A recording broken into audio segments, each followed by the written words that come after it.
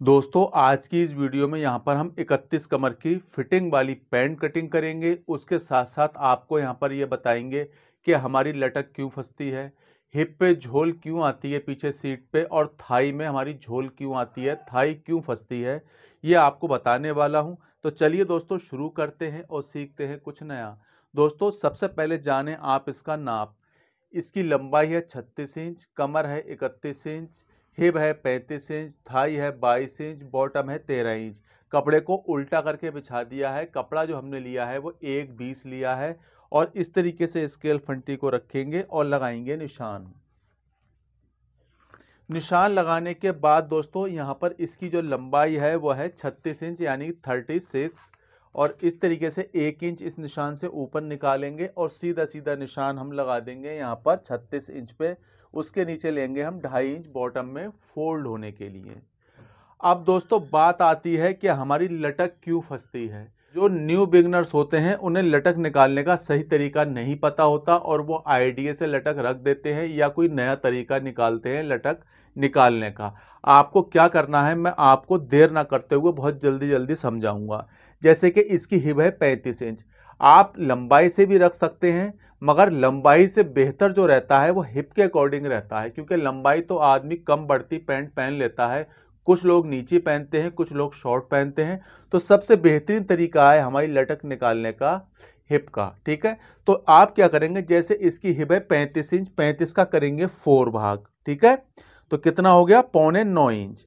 अगर कोई फिटिंग की पैंट पहनता है और नीचे बांधता है हल्के से, तो आप आधा इंच कम करके 8.25 इंच पे निशान लगा देंगे।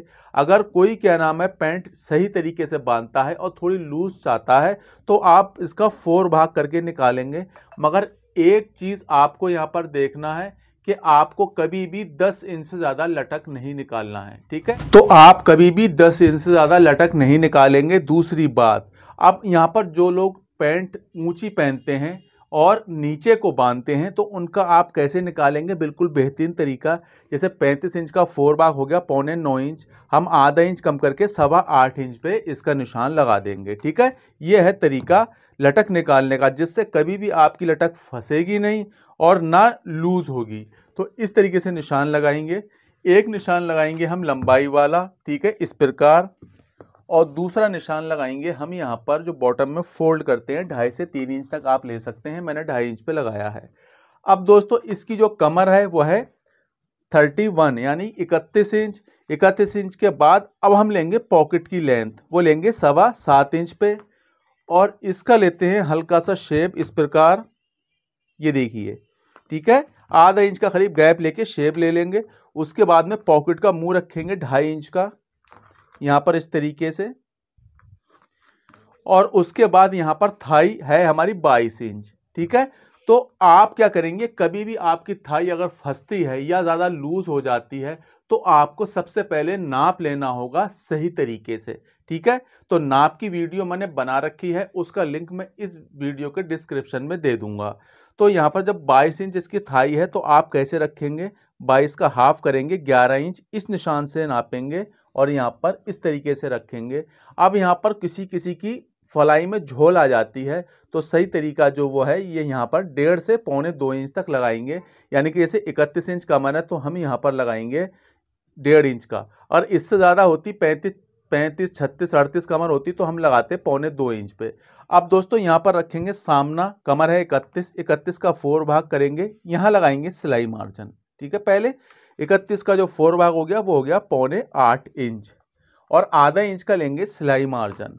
वहां से सिलाई मार्जिन वाले से निशान इस तरीके से स्केल फंटी रखेंगे और यूं राउंड दे देंगे। राउंड देने के बाद दोस्तों अब हमें लगाना होता है फलाई का निशान, तो हम यहां पर लगाएंगे 2 इंच पे। अगर थोड़ा सा 31 से ज्यादा कमर होती 35, 36 तो हम लगाते 2.25 इंच पे निशान। अब दोस्तों हमें अपना सामना डाउन करना होता है। कुछ लोगों के यहाँ पर झोल आ जाती है इस तरीके से, तो वो यूं आती है कि वो लोग डाउन नहीं करते और करते हैं तो कम करते हैं। मैंने यहाँ किया है आधा इंच। आधा इंच डाउन करने के बाद इस तरीके से स्केल फंटी रखूंगा और यहाँ पर इस अपने सामने पे निशान लगा दूंगा। अब मैंने यहाँ पर देखो ये लिया 22 इंच। 22 यानी कि इसकी थाई है 22 इंच, 22 का हाफ लिया 11 इंच। तो आपकी अगर बॉटम अंदर से उचकता है पैंट का, ठीक है, या फिर आपकी मोरी अंदर से उचकती है या फिर टेढ़ी भेड़ी होती है या क्रीज एक तरफ को आउट होती है, तो बिल्कुल भी नहीं होगी। आप इस तरीके से काटेंगे, जैसे यहाँ पर अपनी थाई का हाफ रखेंगे, जैसे मैंने रखा 22 का हाफ 11 इंच, तो सेम तरीके से आप यहाँ पर भी रखेंगे। यहाँ लगाएंगे पहले निशान। ये निशान मैंने इसलिए लगाया है क्योंकि हमारा यहाँ पर निशान इतनी दूरी पर लगा हुआ है। अब हम यहाँ से नापेंगे 11 इंच, क्योंकि हमने यहाँ पर 22 का हाफ 11 लिया है। अब 11 का हाफ लेंगे 5.5, बॉटम है 13 इंच, 13 का यहाँ पर करेंगे 4 भाग, होता है दोस्तों 3.25 इधर और 3.25 इधर, ठीक है। तो ये हो गया 6.5, 13 का हाफ। अब दोस्तों ये लेंगे हम शेप फंटी, इसको रखेंगे इस तरीके से,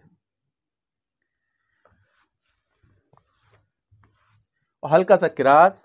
उसके बाद इसको फंटी को पलट लेंगे और यहां रखेंगे और निशान लगा देंगे, ठीक है।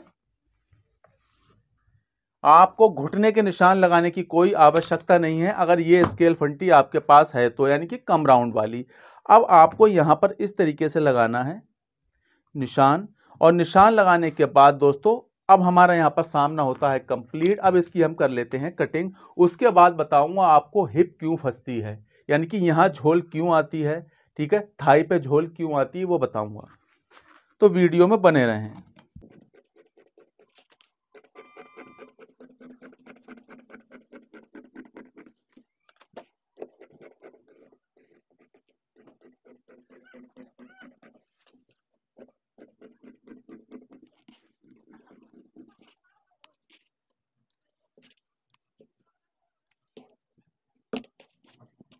आएंगे।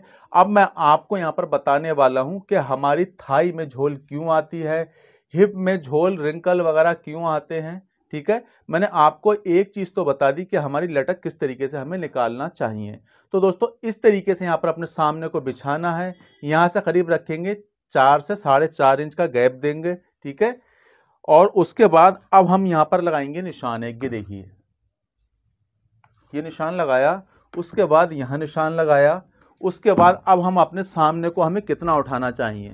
तो दोस्तों यहां पर आपको बैग कितनी उठाना है सही तरीके से मैं आपको बताता हूं। जैसे आपका सामना है ये, ठीक है, अब हमें उठाना है अपनी बैग, तो आप 28 से 31, 32, 33 कमर बालों तक के लिए यहां पर लेंगे 1.25 इंच अपनी बैग को उठाएंगे। और आपकी कमर 36, 38, 40 है, 42 है, तो आप लेंगे यहां पर 2 से 2.25 इंच तक अपनी बैग उठाएंगे। कभी भी आपको जब आप नीचे बैठेंगे तो आपको बैठने में अलकस नहीं लगेगा और पैंट नीचे को नहीं जाएगी, ठीक है। तो मैं यहां उठाता हूं सामने को 1.25 इंच। 1.25 इंच उठाने के बाद में यहां लगाऊंगा सिलाई मार्जिन। 31 इसकी कमर है, तो 31 का 4 भाग का 1/4 हो गया 7.25 इंच मार्जिन लेने के बाद।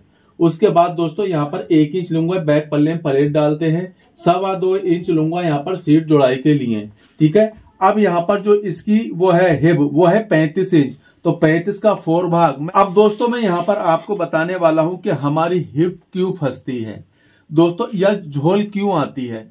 आप सबसे पहली बात तो हिप को टाइट कभी नहीं नापेंगे, हिप को बिल्कुल फिक्स नापेंगे। जब कस्टमर का नाप लें तो पैर दोनों मिलवाएं, उसके बाद हिप नापें।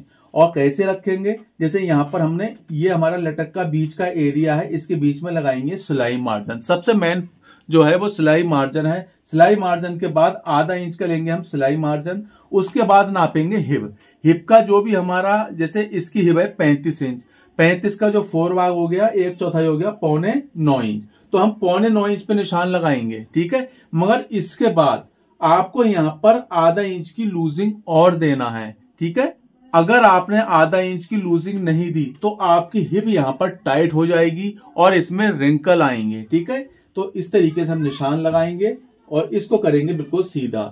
सीधा करने के बाद अब बात आती है कि हमारी थाई क्यों फंसती है, या थाई में झोल क्यों आती है, या थाई लूज या टाइट क्यों होती है। दोस्तों आपको यहां पर जैसे मैंने बताया भी सामना किस तरीके से नापना है, थाई किस तरीके से रखना है और अपनी बैग में मार्जिन कितना लें, यहां पर आता है मेन पॉइंट। आप फिटिंग की पैंट में लेंगे 2.25 इंच, अपने सामने से बैग पल्ले में मार्जिन देंगे 2.25 इंच। अगर आपकी पैंट प्लेटों वाली है तो आप देंगे यहाँ पर 2.5 इंच, ठीक है। और आप यहाँ पर क्या करेंगे कि कभी भी यहाँ पर 1.25 इंच 1.5 इंच नहीं लेंगे बैग में, या फिर 2.5 इंच नहीं लेंगे बैग में फिटिंग की पैंट में, आपको यहाँ पर 2.25 इंच ही देना है, ठीक है। इस चीज का ध्यान रखें। उसके बाद यहाँ पर लेंगे 2.25 इंच, आपकी चाहे फिटिंग की पैंट हो या आपकी लूज पैंट हो या बच्चे की हो या बड़े की हो, आपको यहाँ पर 2.25 इंच ही लेना है, ठीक है। बिल्कुल ध्यान रखें 2.25 इंच, ठीक है। अपने सामने से बैक पल्ले में लूजिंग देंगे। अब दोस्तों यहाँ पर लेंगे स्केल फंटी और इस तरीके से लगाएंगे निशान। ये देखिए, ये निशान लगाना है, हल्का सा किरास करना है। और ये जितना भी मार्जिन यहाँ पर बचा, मैं बताता हूं कितना बचा। यहाँ बचा हमारा मार्जिन 2.25 इंच, तो हम 2.25 इंच इस तरीके से बैक पल्ले में एक्स्ट्रा मार्जिन देंगे। उसके बाद यहाँ पर दे देंगे हम गोलाई, ठीक है। देखो दोस्तों, ये गोलाई भी बहुत मेन पॉइंट है, इसका भी आप हमेशा ध्यान रखें कि इसकी गोलाई सही तरीके से आना चाहिए। अगर आपसे निकालना नहीं आती तो मैंने देखो ये निशान लगाया है, जो इस तरीके से तिकोना करेंगे। उसके बाद में यहाँ पर देखो ये आया है 2.25 इंच पे, 2.25 इंच का निशान लगाने के बाद में और आप गोलाई दे दें। और रहा यहाँ से जहां से हम कटिंग करते हैं, इस जगह से ये निशान आप यहां से स्केल रखेंगे और यहां सामने में लाके मिलाएंगे। ये देखियो इस तरीके से, और आधे बीच में निशान लगा देंगे और यहां से गोलाई देंगे। यहां से आप 1.25 इंच ऊपर उठा के कटिंग करेंगे, ठीक है। तो यहां पर मैं कटिंग कर लेता हूं।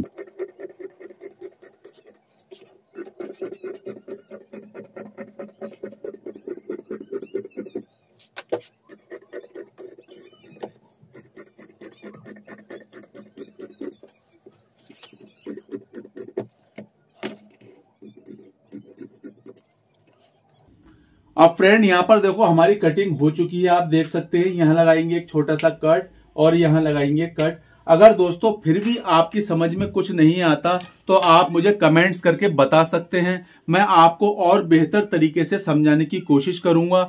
मिलता हूं आपसे नेक्स्ट वीडियो में। Thanks for watching this video.